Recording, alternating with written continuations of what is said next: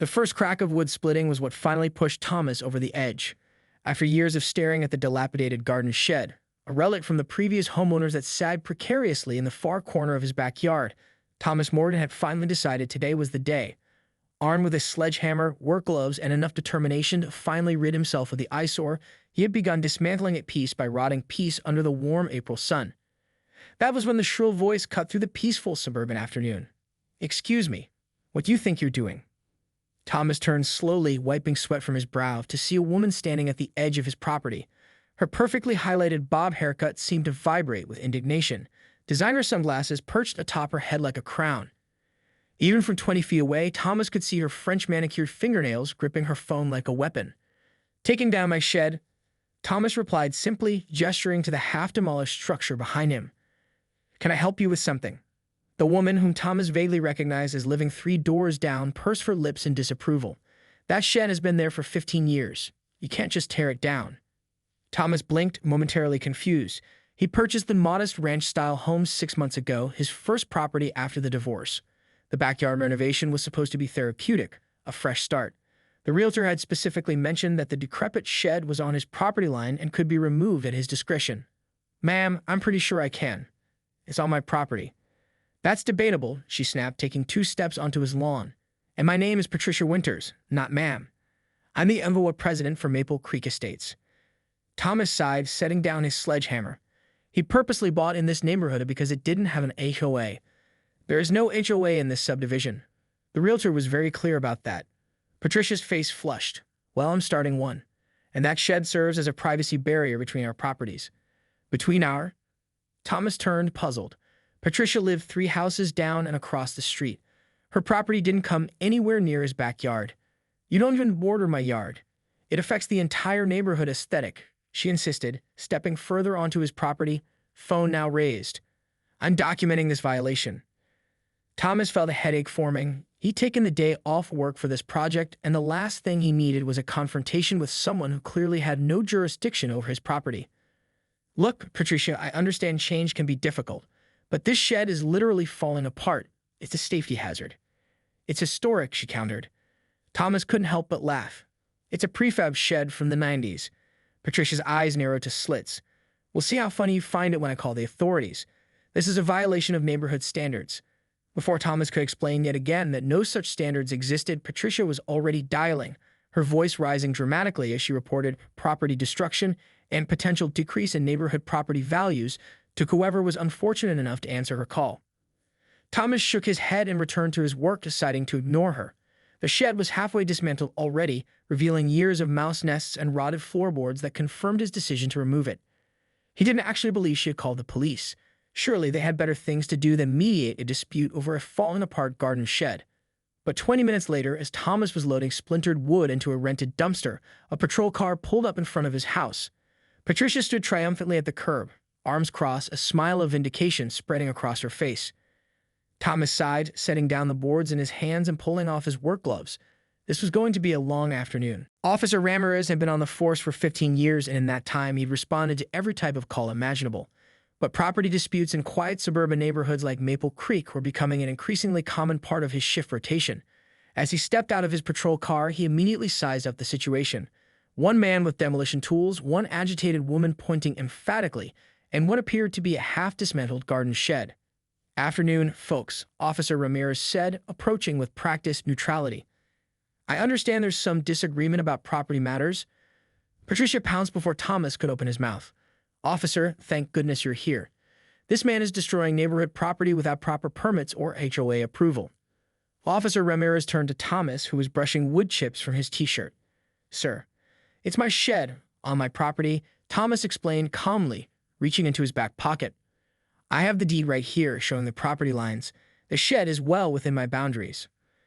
Thomas unfolded a document that he printed before starting the project, just in case any questions about property lines came up with immediate neighbors. He'd never anticipated needing it for someone who lived 3 houses away. Patricia scoffed. "That doesn't matter. There are neighborhood standards to maintain." Officer Ramirez scanned the document, then looked at the partially demolished shed. "Sir, do you have permits for this demolition?" Thomas nodded. "I checked with the city. Since it's under 200 square feet and not attached to the house foundation, I don't need a demolition permit. but I did file a notification with the city waste management for the dumpster rental. He gestured to a form taped to the side of the dumpster. Officer Ramirez nodded, making notes in his small pad. And ma'am, you said something about an HOA. I'm the president, Patricia said firmly, chin raised. Of which HOA specifically? The officer asked. Maple Creek Estates. Officer Ramirez frowned slightly. I'm familiar with this area and I don't believe this subdivision has a registered homeowners association. We're in the process of forming one, Patricia said, her confidence wavering slightly. But the neighborhood standards have always been understood even without formal documentation. The officer turned back to Thomas. Sir, how long have you owned this property? 6 months. Closed in October. And was there any mention of an HOA or neighborhood covenant in your closing documents? Thomas shook his head. No. My realtor specifically highlighted that as a selling point. No HOA fees or restrictions. Officer Ramirez nodded again, then turned to Patricia. Ma'am, may I see some identification, please? Patricia seemed taken aback by the request, but fumbled in her designer purse for her wallet. I don't see why that's necessary. I'm the one who called you. Standard procedure, the officer replied smoothly, accepting her driver's license. While Officer Ramirez examined her ID, Patricia continued her campaign. That shed has been a neighborhood landmark for years. Everyone uses it as a reference point for directions. Thomas couldn't help but laugh. A landmark, it's been hidden behind my fence line for decades. You can barely see it from the street. Officer Ramirez handed Patricia back her license and then pulled out a small device that looked like a GPS unit. I'm going to verify the property lines if you both don't mind. As the officer walked the perimeter of Thomas' backyard, Patricia followed closely behind, continuing to argue her case about neighborhood aesthetics and property values. Thomas stayed by the dismantled shed, occasionally checking his watch. His day off was quickly being consumed by this absurd confrontation. After several minutes, Officer Ramirez returned to where Thomas stood. Sir, the property lines match your deed exactly. The shed is entirely on your property. He turned to Patricia. Ma'am, there's no legal basis for interference with Mr. Morgan's project. He's within his rights to remove structures on his own property. Patricia's face flushed red. But the neighborhood. Additionally, Officer Ramirez continued, according to county records, there is no registered HOA for this subdivision. Without legally filed covenants, you have no authority to enforce neighborhood standards. Thomas felt a wave of relief wash over him. Thank you, officer. But Patricia wasn't finished. She stepped closer to the shed, her designer shoes sinking slightly into Thomas's freshly mulched garden bed. This is ridiculous.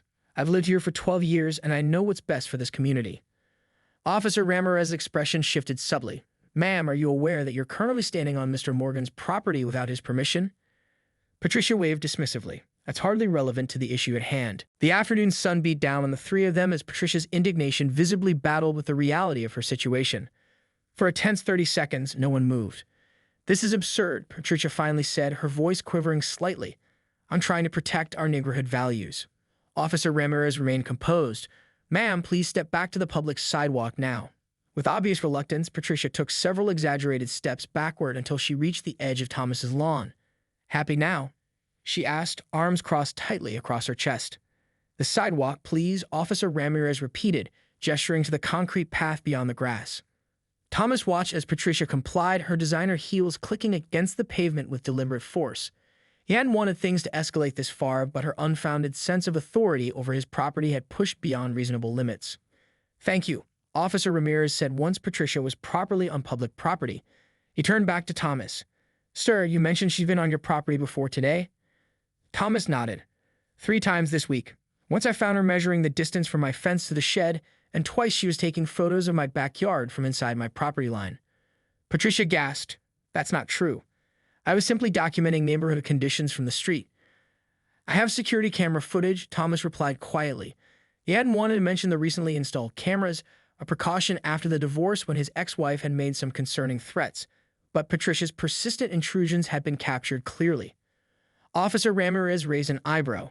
You have that footage accessible.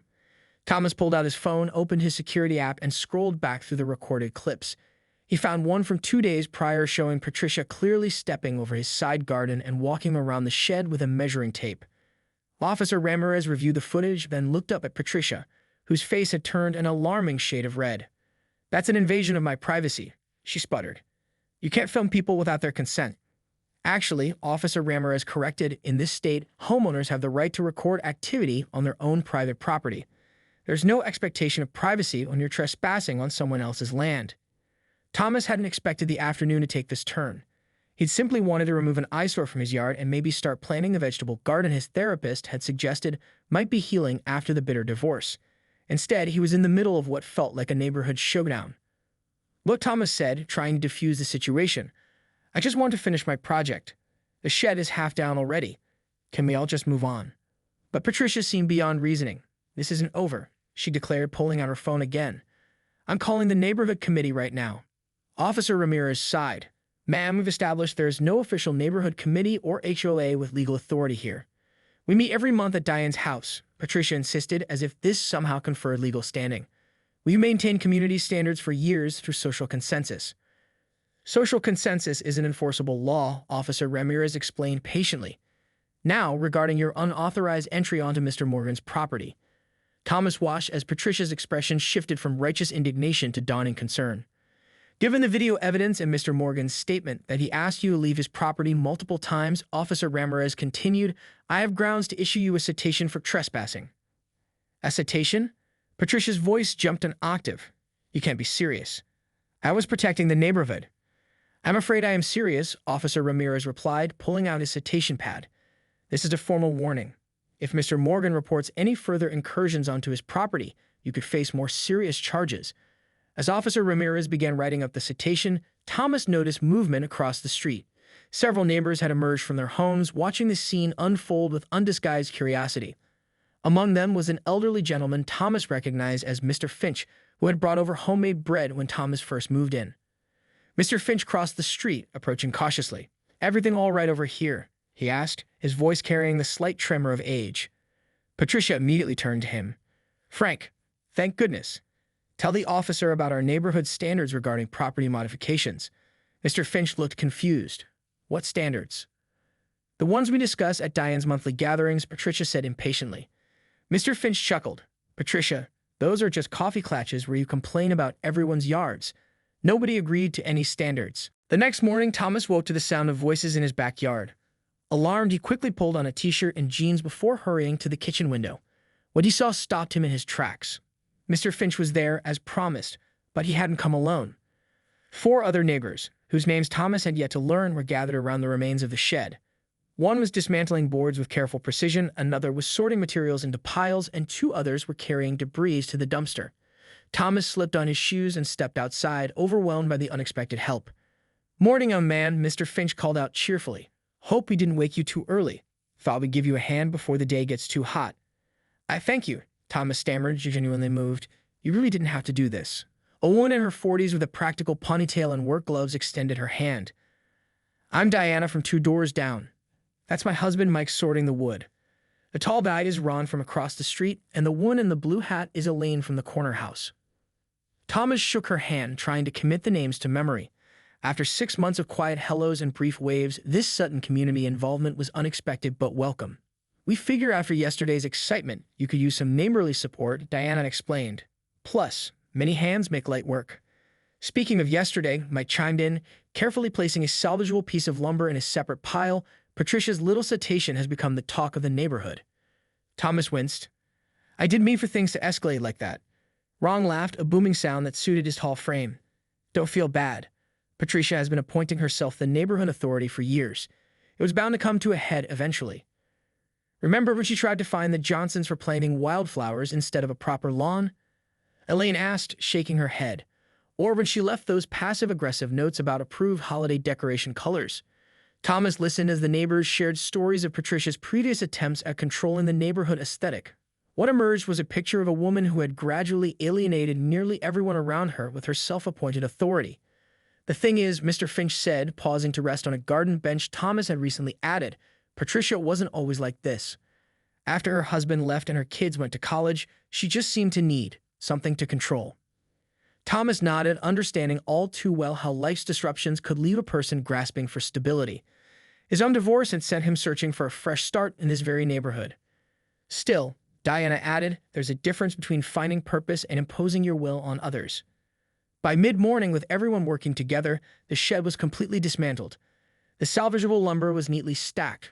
Ron had suggested Thomas might use it for raised garden beds, and the debris was organized in the dumpster.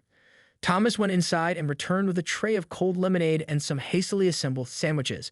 As they sat in the shade of his back porch, enjoying the refreshments and the satisfaction of a job well done, Thomas felt a sense of community he hadn't experienced since before his marriage fell apart.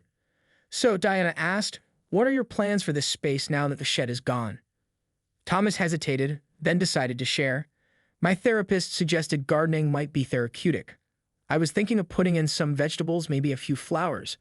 Instead of the awkward silence he feared might follow his mention of therapy, Thomas was met with enthusiastic support. "Elaine's got the best tomatoes in the county," Mr. Finch said. "She could give you some pointers." Elaine beamed. "I'd be happy to help you get started. I have some seedlings I could share." "And if you're putting in raised beds," Mike added, gesturing to the salvaged lumber, "I built a few. It's not difficult, but an extra set of hands makes it easier." As they discussed garden plans and shared growing tips, Thomas felt the weight of isolation that had settled on him these past months beginning to lift. The forced confrontation with Patricia had unexpectedly opened the door to genuine connections with neighbors who had just been familiar faces before. Their planning was interrupted by the distinctive sound of a car door slamming. Thomas looked up to see Patricia marching toward his backyard, a folder clutched in her hands. The relaxed atmosphere immediately tensed as she approached the gathering. "I see you've rallied the troops," she said, her voice tight but controlled. She glanced at the now empty space where the shed had stood and destroyed a neighborhood fixture in the process. Diana stood up. "Patricia, this isn't the time." Patricia froze mid-step, slowly turning back to face Mr. Finch. "Excuse me."